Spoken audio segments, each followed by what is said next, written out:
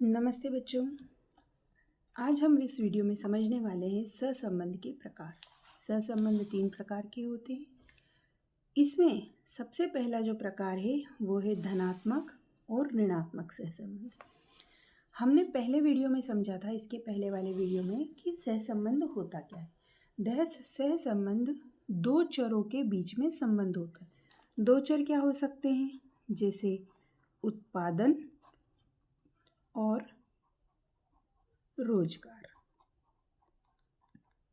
क्या होता है? सबसे पहले उत्पादन की मात्रा बढ़ाई तो ज़्यादा लोगों को रोजगार देना पड़ेगा। ये हम इसके पहले समझ चुके हैं। तो ये दोनों के बीच में क्या है? धनात्मक सहसंबंध हुआ। धनात्मक किस तरह से? हमारा उत्पादन बढ़ा 5,000 रुपये से 5,000 यूनिट्स से हमारा उत्पादन बढ़ा। हमने 10,000 यूनिट रोज़ बनाना शुरू करा। अर्थात हमने क्या करा? हमने अपने उत्पादन को बढ़ाया। उत्पादन को बढ़ाने के कारण हमें ज़्यादा मज़दूरों की ज़रूरत पड़ी। जैसे 5,000 यूनिट बनाने में हमको 10 मज़दूरों की ज़रूरत है। अब 10,000 बनाना है तो हमें 20 मज़दूरों की आवश्यकता होगी। क्या समझा हमने? कि उत्पादन भी बढ़ा और रोज़गार भी बढ़ा। अर्थात इन दोनों के बीच में क्या है बेटा? पॉजिटिव अर्थात धनात्मक सहसंबंध। दोनों साथ में बढ़ रहे हैं, दोनों चर में संबंध है। दोनों एक साथ बढ़ेंगे, दोनों एक साथ कम होंगे। जब दो चरों में एक ही दिशा में परिवर्तन हो, दोनों साथ में बढ़ें या दोनों साथ में घटें, तो ऐसे सहसंबंध को प्रत्यक्ष सहसंबंध कहते हैं या धनात्मक सहसंबंध कहते हैं। उदाहरण के लिए उत्पादन और रोजगार, वस्तु की मांग एवं उसका मूल्य। इसी तरह से दूसरा सहसंबंध है ऋणात्मक सहसंबंध। ऋणात्मक सहसंबंध में क्या होगा? दोनों में विपरीत दिशा में परिवर्तन होंगे। विपरीत दिशा में अगर एक कम हुआ तो दूसरा बढ़ेगा और दूसरा बढ़ा तो पहले वाला कम हो जाएगा। जैसे वस्तु की पूर्ति और उसकी कीमत। हम समझ लेते हैं अभी वाला एग्जाम्पल। मान लेते हैं कि कोई वस्तु बाज़ार में नई नई आई है। जैसे जब आम का सीज़न आता है तो आम शुरू में तो उनकी पूर्ति कम होती है, मतलब सप्लायर कम है, वो बाज़ार में कम आम बेच रहे हैं, तो माल कम, आम का मूल्य क्या होता है? ज़्यादा रहता है। लेकिन जैसे जैसे सीज़न आगे बढ़ता है वैसे वैसे आम की बाज़ार में आवक बढ़ जाती है।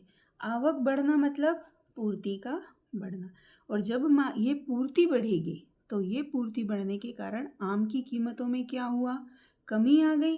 तो हम कह सकते हैं कि आम की पूर्ति बढ़ी, आम की बाज़ार में आवक बढ़ गई तो आम के मूल्य में क्या हो गई? कमी हो गई। पूर्ति बढ़ने से कीमत कम हो गई। देखो, एक बढ़ रहा है तो एक घट रहा है। अर्थात पूर्ति और कीमत में क्या है? अप्रत्यक्ष सहसंबंध है। अप्रत्यक्ष अर्थात ऋणात्मक सहसंबंध। इसी तरह से एक और सहसंबंध होता है बेटा, वो है दूसरे नंबर पे रेखीय या अरेखीय संबंध। रेखीय सहसंबंध भी पॉजिटिव होते हैं। दोनों एक साथ बढ़ते हैं और दोनों एक साथ कम होते हैं। एक चीज़ ध्यान रखना बेटो, क्या बोला है? रेखीय मतलब जितना कीमत बढ़ी उतनी ही पूर्ति बढ़ी। अर्थात इनका जो रेशो है, इनका जो अनुपात है, वो एक जैसा रहा। जब दो समंक मालाओं या श्रेणियों के परिणामों का विचरण एक जैसा, अर्थात पहली बार जब कीमत बढ़ी थी 10% तो पूर्ति भी बढ़ी थी 20%। जब कीमत 20% बढ़ी तो पूर्ति भी 20% बढ़ी। अगली बार कीमत 30% बढ़ेगी तो पूर्ति 60% बढ़ेगी। यहाँ जब हम रेशो निकालेंगे तो हर बार हमारा रेशो अनुपात 1:2 का आएगा। तो हम कह सकते हैं कि ये क्या है? रेखीय सहसंबंध है, जहाँ अनुपातिक रूप से दोनों समान रूप से बढ़े या समान रूप से कम। अरेखीय सहसंबंध में यह विचरण एक समान नहीं होता, यह विचरण भिन्न भिन्न होता है।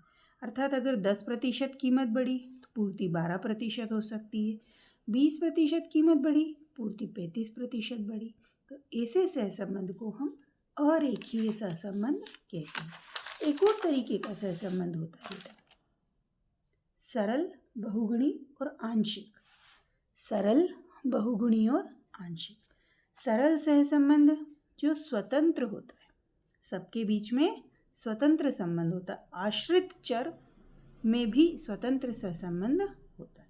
बहुगुणी मतलब अलग अलग आधार पर है, बहुत सारे अलग अलग गुण हैं जिनके कारण आपस में जुड़े हुए हैं वो दो चर। और तीसरा होता है आंशिक, जब दो से अधिक श्रेणियों में थोड़ा थोड़ा किसी एक चीज़ को मिला लो तो दोनों में कोई रिलेशन है, अदरवाइज उनमें कोई रिलेशन नहीं है। आपको जो परीक्षा में सबसे ज़्यादा पूछा जाता है वो है धनात्मक और ऋणात्मक सहसंबंध। इसको बहुत अच्छे से तैयार कीजिएगा।